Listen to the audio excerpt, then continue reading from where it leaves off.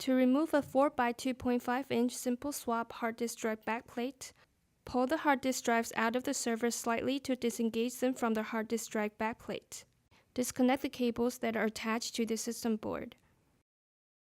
Carefully lift the backplate assembly out of the chassis by pulling outward and lifting it up.